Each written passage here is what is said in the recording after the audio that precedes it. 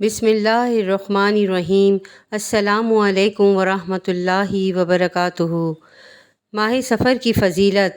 صفر المظفر اسلامی سال قمری تقویم کا دوسرا مہینہ ہے جو محرم الحرام کے بعد اور ربیع الاول سے پہلے آتا ہے۔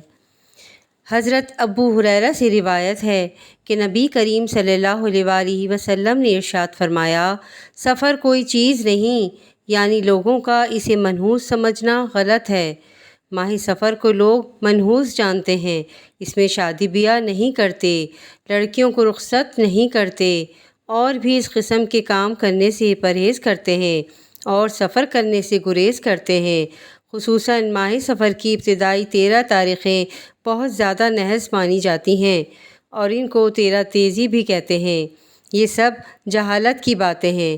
انسان کی زندگی اگر اللہ کے محبوب صلی اللہ علیہ وآلہ وسلم کے مسنون طریقے پر چل رہی ہے تو اس کے لیے کوئی دن، ماہ یا سال منحوس نہیں ہے۔ بعض لوگ سفر کے مہینے کو منحوس سمجھتے ہیں، حالانکہ سفر کے مہینے کا مکمل نام صفر المظفر ہے، یعنی کامیابی کا مہینہ ہے۔ جزاک اللہ خیرا۔